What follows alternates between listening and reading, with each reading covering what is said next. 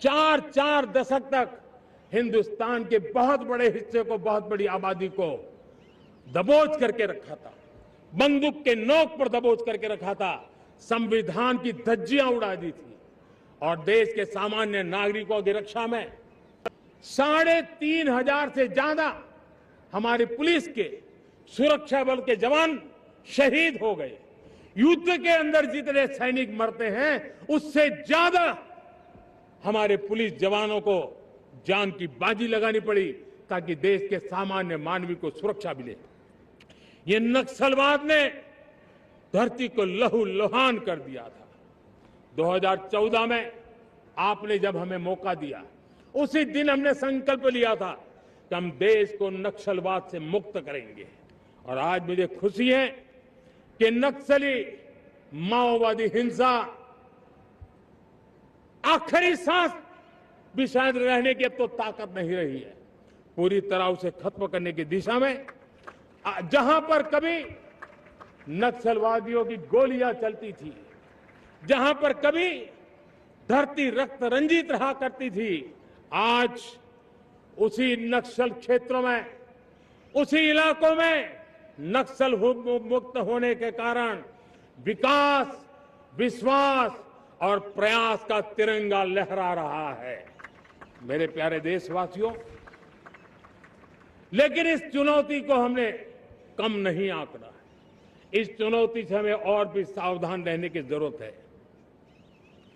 वर्षों तक देश की सत्ता में माओवादी सोच के लोग गलियारों में अपनी जगह बना करके बैठे थे। सरकारी कमेटियों में सलाहकार के रूप में भी ये माओवादी सोच ने नीतियों को प्रभावित किया था। मेरे प्यारे देशवासियों, जंगलों में हमें हथियारी नक्सलों का खात्मा बुलाने में, उस संकट से देश को मुक्त कराने में सफलता मिली है। लेकिन हथियारी नक्सल तो गए, लेकिन दिमागी नक्सल, ये दिमागी नक्सल मौके की तलाश में है, हिंसा अराजकता के वो रास्ते खोज रहे हैं, समाज को गलत राह पर घसीटने के लिए भांति भांति के दांव कर रहे हैं। इन दिमागी नक्सलियों को पहचानना होगा, इन दिमागी नक्सलियों को आइसोलेट करना होगा और राष्ट्र को विकसित राष्ट्र बनाने की मुख्य धारा की ओर देश की युवा पीढ़ी को जोड़ना होगा। जाहिर सी बात है, हथियारी नक्सली दम तोड़ चुका है। जो नक्सलवाद था भारत में दम तोड़ चुका है। 2026 इस लिहाज से एक बड़ी उपलब्धि है, जिसका उल्लेख प्रधानमंत्री नरेंद्र मोदी जी ने लाल किले की प्राचीर से किया कि जंगल में जो हथियारों के साथ नक्सली थे, या तो उन्होंने आत्मसमर्पण कर दिया या मारे गए। इस तरह से जिन इलाकों में नक्सलवाद फैला था या प्रभावी था, वहां पर अब विकास का तिरंगा लहराता है। एक बड़ी उपलब्धि कही जा सकती है आंतरिक सुरक्षा की दृष्टि से देश की।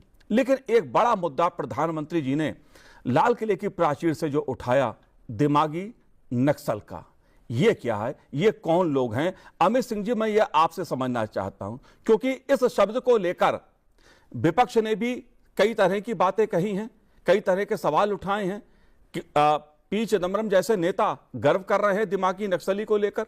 दिमागी नक्सल ये शब्द, इसको आप कैसे देखते हैं? क्या इसके पीछे वजह है? क्या इससे तात्पर्य है? देखिए, प्रधानमंत्री मोदी जी ने बिल्कुल सही शब्द का इस्तेमाल किया है, क्योंकि मुझे अभी भी याद है कुछ समय पहले हम लोगों ने एक शो किया था आपके साथ ही और नक्सलिज्म पे। उस समय मैंने बोला था कि नक्सल्स तो गए जो हथियार लेकर चल रहे थे, लेकिन जो अर्बन नक्सल है उनसे निपटना अभी बाकी है। तो युद्ध अभी और लंबा चलेगा। युद्ध यानी जो बौद्धिक आतंकवाद ये लोग फैला रहे हैं।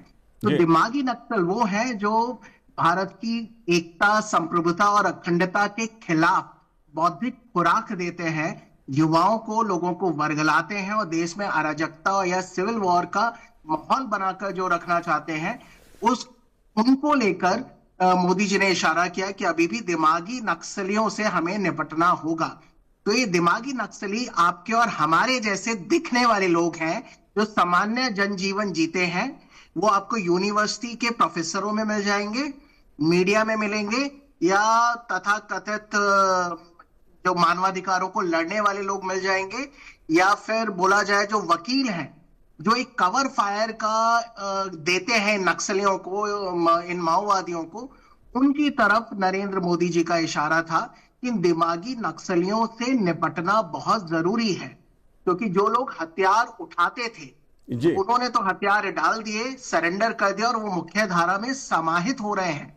अभी हाल ही में जो एक तस्वीर आई थी फैशन शो की, जिसमें जो फॉर्मर नक्सली जो विमेन थी उन्होंने भी पार्टिसिपेट किया, तो इस सरकार का मानवीय चेहरा भी दिखाता है कि किस प्रकार नरेंद्र मोदी सरकार ने जिन लोगों ने आत्मसमर्पण किया उनको समाज की मुख्य धाराओं से जोड़ा।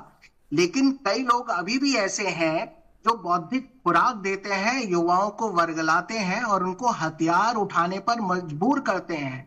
तो ऐसे लोगों को चिन्हित किया जाना बहुत जरूरी है, क्योंकि वो देश में आम नागरिकों के बीच रहकर देश में सिविल वॉर जैसे सिचुएशन को खड़ा कर देना चाहते हैं, ताकि देश में अस्थिरता का माहौल रहे और विदेशी ताकतें इन सारी चीजों का फायदा उठाकर भारत को बर्बाद करने में लग जाए। इसलिए आंतरिक सुरक्षा के लिए बहुत जरूरी होगा कि इस तरह के सारे लोगों को चिन्हित किया जाए और उनको भी आइसोलेट किया जाए, सैनिटाइज किया जाए, ताकि वो अपनी हरकतों से बाज आए। जी बिल्कुल। शिवेश जी, मैं आपसे भी जानना चाहूंगा इस मुद्दे को, क्योंकि बात जब हम नक्सलवाद की करते हैं, जाहिर तौर पर कई दशकों तक हथियारों के जरिए देश में जो नक्सलवाद के नाम पर खून खराबा किया गया वो एक अध्याय था। लेकिन दिमागी नक्सल, जिसे हम अर्बन नक्सली के रूप में भी उस शब्द का प्रयोग होते देखा है हमने, आप कैसे देखते हैं इस मुद्दे को? जो अर्बन नक्सली की बात है या दिमागी नक्सली की बात है, इसकी पहचान कैसे की जाए? ये क्या करते हैं, कहां से आते हैं, कौन लोग हैं?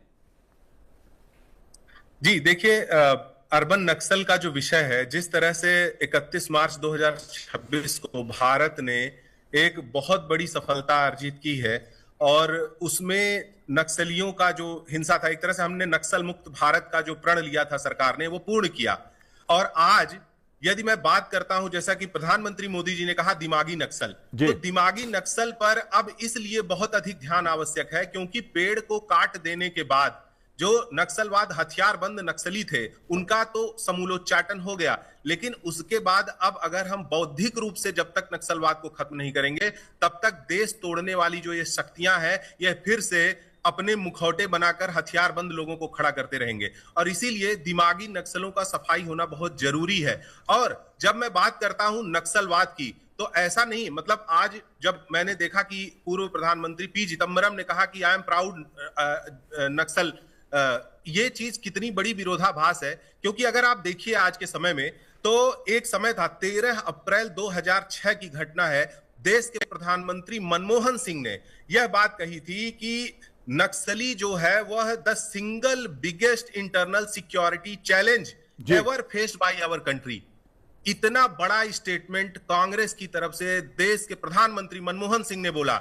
और उसके बाद यही पी चिदम्बरम अपने प्रधानमंत्रित्व के काल में भी ऑपरेशन ग्रीन हंट 2009 से लगातार चला रहा था।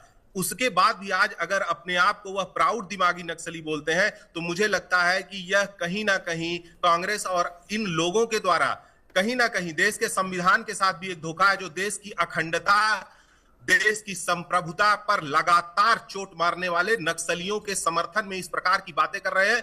और संविधान की शपथ लेकर इन्होंने किस तरह से देश के साथ न्याय किया है, यह इनके इन बातों से खुद सामने आता है। और दिमागी नक्सली जब तक इस देश में रहेंगे, हथियारबंद नक्सली पैदा होते रहेंगे। और इसीलिए नक्सलियों के समूल विनाश के लिए, समूल खात्मे के लिए, देश में शांति के लिए, आंतरिक सुरक्षा के लिए दिमागी नक्सलियों के सफाया होना बहुत जरूरी है। जी बिल्कुल, जाहिर सी बात है, पूर्व प्रधानमंत्री मनमोहन सिंह ने नक्सलवाद को, वामपंथी आतंकवाद को देश के लिए एक बड़ा खतरा बताया था। उनकी सरकार ने भी कोशिश की थी कि भारत नक्सलवाद से मुक्त हो, लेकिन प्रधानमंत्री नरेंद्र मोदी के कार्यकाल में भारत नक्सलवाद से मुक्त हुआ।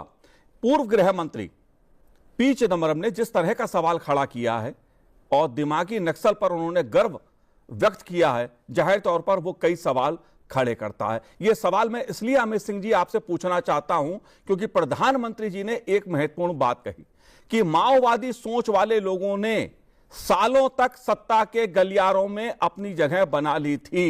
वे सरकारी समितियों में सलाहकार रहे और उन्होंने सरकारी नीतियों को प्रभावित किया। किसकी तरफ इशारा है? जी, ये बात बिल्कुल सही है कि ये सारे लोग दीमक की तरह पूरे देश को अंदर से खोखला कर देना चाह रहे थे और बहुत सालों से सिस्टम से जुड़े हुए थे। क्योंकि मैं जेएनयू से आता हूं, वहीं से पढ़ाई लिखाई की, अब वहीं पढ़ा रहे हैं। तो इस तरह हर यूनिवर्सिटी में वामपंथी विचारधारा के प्रोफेसरों को डेलिबरेटली अपॉइंट किया गया और वो क्लासरूम में पढ़ाते कम थे, वो सिर्फ वामपंथी विचारधारा को ही आगे बढ़ाते हुए नजर आते थे और वहीं से युवाओं को वर्गलाकर वो नक्सल केंद्रों में भेजकर उल्टे सीधे सारे काम कराते थे।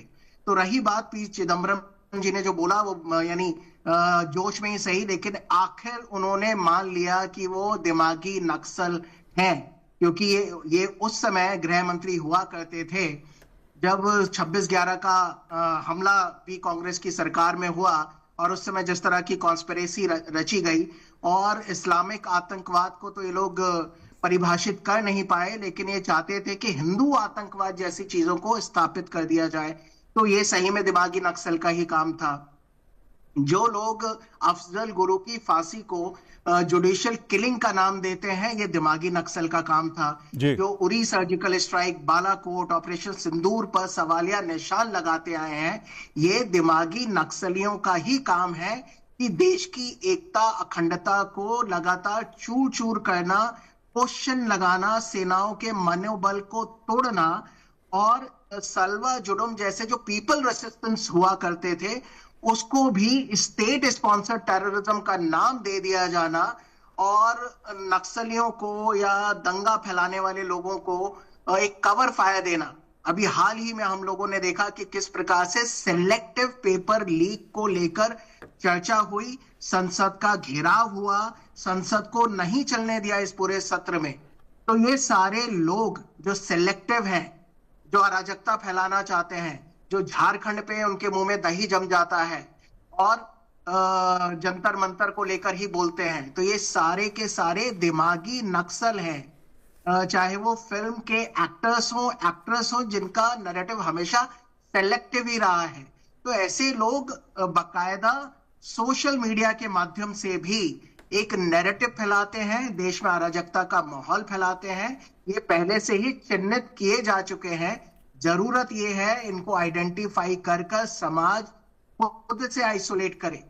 तो इनका जो बौद्धिक आतंकवाद का जो पूरा डोज चल रहा है, जो सिलेक्टिव है, जो देश को तोड़ देना चाहते हैं अंदर से, ये सारे बौद्धिक आतंकवादी हैं। और इनके सरगना सही में पी चिदम्बरम हुआ करते थे, क्योंकि एक समय था जब नक्सलबाड़ी शुरू हुआ तो इन्हीं को ही ढाल बनाकर 1975 में इंदिरा गांधी जी ने देश में आंतरिक इमरजेंसी लागू की थी। ये बोला था कि देश की एकता, अखंडता और संप्रभुता को बहुत बड़ा नुकसान है। तो हमेशा से ही मेरा ये मानना है कि कांग्रेस और नक्सलियों का या दिमागी नक्सलियों का चोली दामन का साथ रहा है और ये लोग हमेशा से सिर्फ सत्ता में काबिज रहने के लिए भारत के समाज को तोड़ के रख देना चाहते हैं, जातियों में और धर्म पर बांट कर रख देना चाहते हैं। यही सारे दिमागी नक्सल। बिल्कुल अमित जी, ये आपका विचार है, लेकिन जो संसदीय कार्य मंत्री हैं किरेन रिजिजू, उन्होंने क्या कहा कि प्रधानमंत्री नरेंद्र मोदी जी ने दिमागी नक्सल किसको कहा? उन्होंने इसकी व्याख्या दी। दिमागी नक्सल उन लोगों को कहा गया है जो माओवादियों के समर्थक हैं, जो उत्तर पूर्व को भारत से अलग करने के लिए चिकन नेक कॉरिडोर को काटने की वकालत करते हैं, भारतीय संविधान को नहीं मानते हैं और अनुच्छेद 370 का समर्थन करते हैं, युवाओं को भड़काते हैं, अराजकता फैलाते हैं और सड़कों के जरिए समाधान चाहते हैं संसद के बजाय। एक बड़ा मुद्दा यह भी है कि मैं आपसे समझना चाहूंगा इस मुद्दे को शिवेश जी, कि जो बात संसदीय कार्य मंत्री जी ने कही कि जो माओवादियों के समर्थक हैं, दरअसल नक्सलवाद से तो भारत मुक्त हो गया, लेकिन जो दिमागी नक्सलवाद की बात चर्चा में है, बहस का मुद्दा है, जिस तरफ इशारा संसदीय कार्य मंत्री जी ने किया है, आप कैसे देखते हैं? क्योंकि बात टुकड़े टुकड़े गैंग की भी आती है, अर्बन नक्सल की भी आती है, ये क्या शब्द हैं और क्यों हैं? देखिए, मैं इसका जवाब कांग्रेस के ही समय के एक स्टेटमेंट से देना चाहता हूं। और 2013 में उस समय सुशील कुमार शिंदे जी होम मिनिस्ट्री चला रहे थे और ये चीज उन्होंने खुद ये कही है कि urban Naxals are more dangerous than the guerrilla army, and this is what the statement from UPA said in 2013। और इतना ही नहीं, होम मिनिस्ट्री ने एक काउंटर एफिडेविट सुप्रीम कोर्ट में डाला और उसमें कहा कि the urban Naxal warfare was part of a strategy of CPI Maoist to mobilize opinion through bodies tied to the party structure, but ये ध्यान देने वाली बात है, which maintain a separate identity to avoid legal liability। तो अब इससे आप ये समझिए कि पी चिदंबरम जी की अपनी ही पार्टी सुप्रीम कोर्ट में ये बता रही है कि वास्तव में दिमागी नक्सल और अर्बन नक्सल वो लोग हैं जो देश में अशांति फैलाने वाले, देश को तोड़ने वाले लोगों के एक बी टीम की तरह, एक्चुअली मुख्य टीम की तरह काम करते हैं, जो कोई भी लीगल लायबिलिटी लेना नहीं चाहते। और ये वही लोग हैं जो देश की संप्रभुता पर लगातार आघात करते हैं। वो ये कहते हैं कि चिकन नेट काटा जाना चाहिए। यह लोग देश में सबसे अधिक सम्मानित भारतीय सेना के चीफ को सड़क छाप बोलते हैं। इन्हें देश की संप्रभुता और संविधान पर डायरेक्ट ये आघात करते हैं। और आज मैं समझ नहीं पाता कि पी चिदंबरम जी ने इतनी बड़ी स्टेटमेंट दी, वह देश के गृह मंत्री रह चुके हैं और उनकी पार्टी ने स्वयं इस तरह के अभियान किए हैं नक्सलियों के विरुद्ध और इस तरह से क्लियर सुप्रीम कोर्ट में एफिडेविट दिया है। आज भी पीएमओ के आर्काइव में उस स्टेटमेंट्स मौजूद हैं। मैं यह नहीं समझ पा रहा हूं कि क्या कांग्रेस पिछले 12 वर्षों में अपनी पूरी वोकैबुलरी चेंज कर दी है। और यह चीज भी आप देखिए, जब कांग्रेस देश की आजादी हुई तो गांधी जी चाहते थे कि कांग्रेस अब खत्म हो जाए, उसका लक्ष्य देश की आजादी थी, पूर्ण हो गया। लेकिन कांग्रेस को एक दूसरे तरीके से अपने राजनीतिक एजेंडा में तो ये ले आए, लेकिन कांग्रेस का कोई वैचारिक पृष्ठभूमि नहीं रहा। और यही कारण है कि राजनीतिक पृष्ठभूमि के पीछे का जो खाली स्थान था उसको सीपीआई माओवादियों ने, अर्बन नक्सलियों ने भरा। और जैसा कि अभी अमित सिंह जी ने भी बताया कि राजनैतिक पिपासा कांग्रेस की थी और उसके पीछे की जो वैचारिक पिपासा थी, जो ब्यूरोक्रेसी के अंदर जो जगह लेनी थी, वह पूरी तरह से इन दिमागी नक्सलियों ने लिया।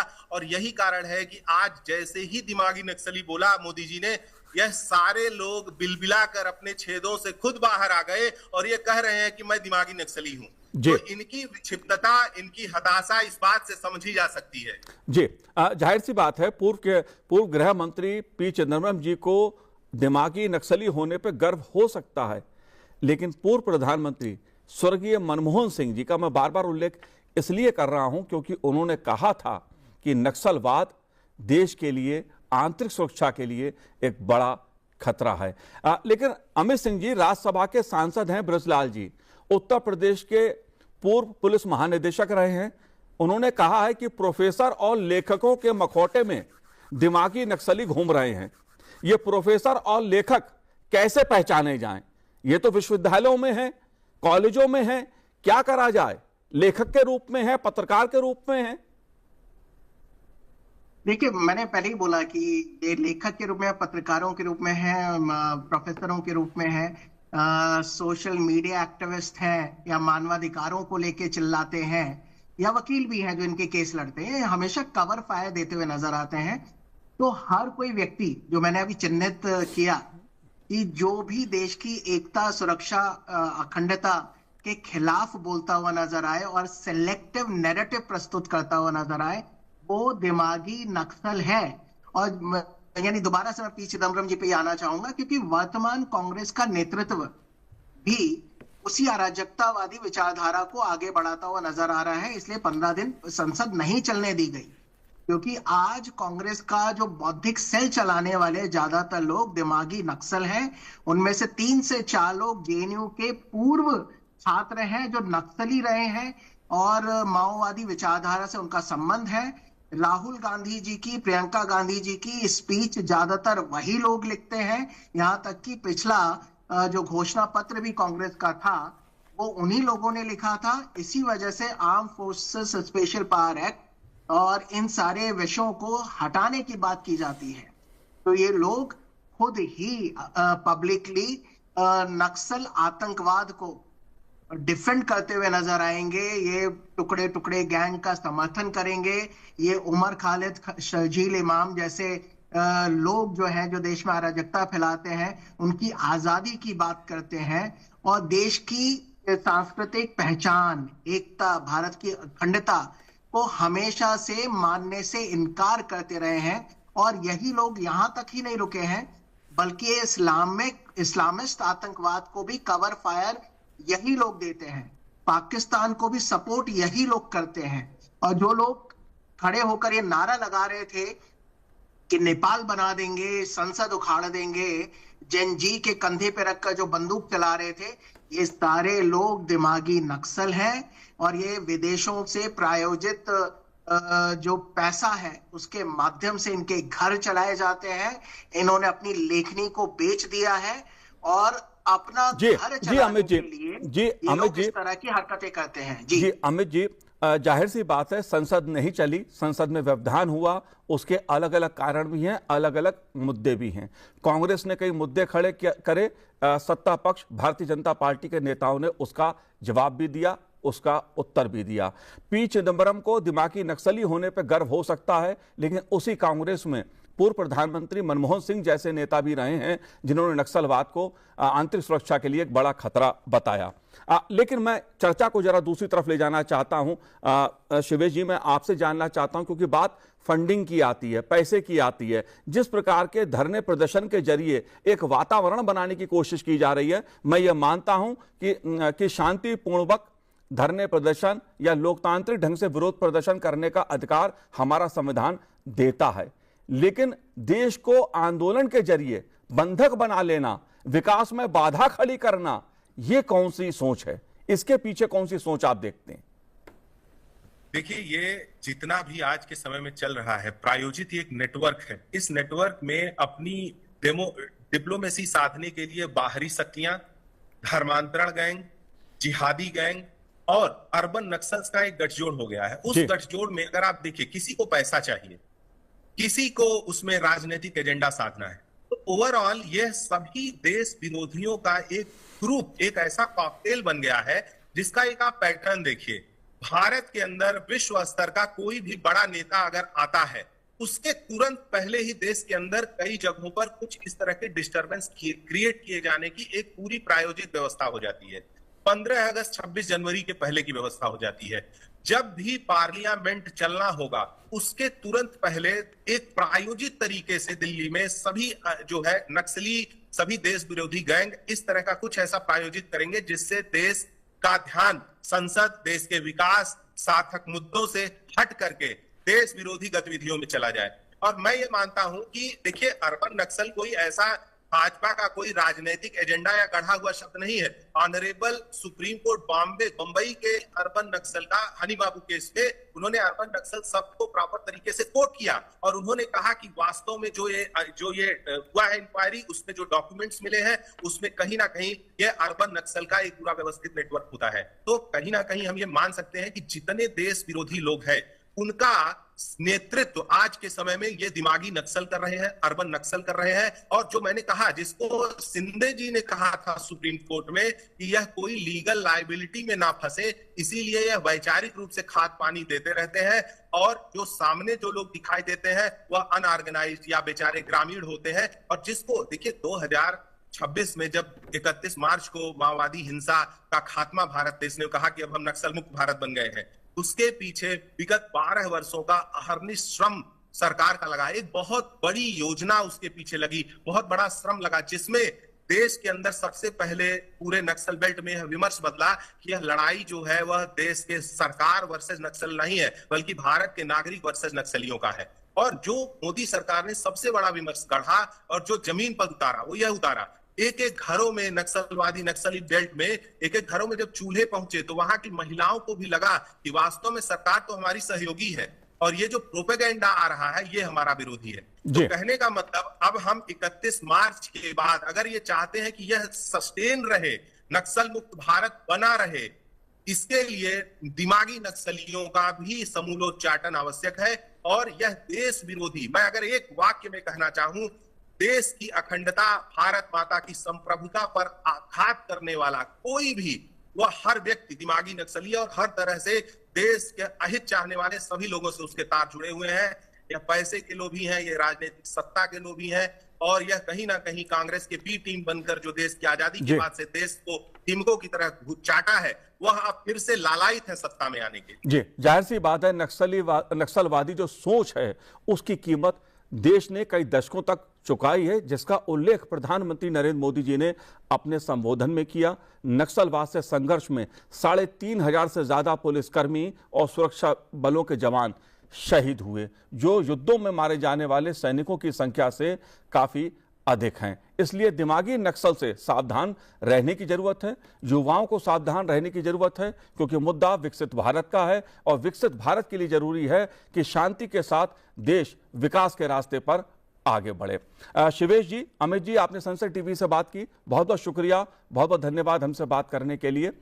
तो आज इस कार्यक्रम में इतना ही, मुझे दीजिए आज्ञा, नमस्कार।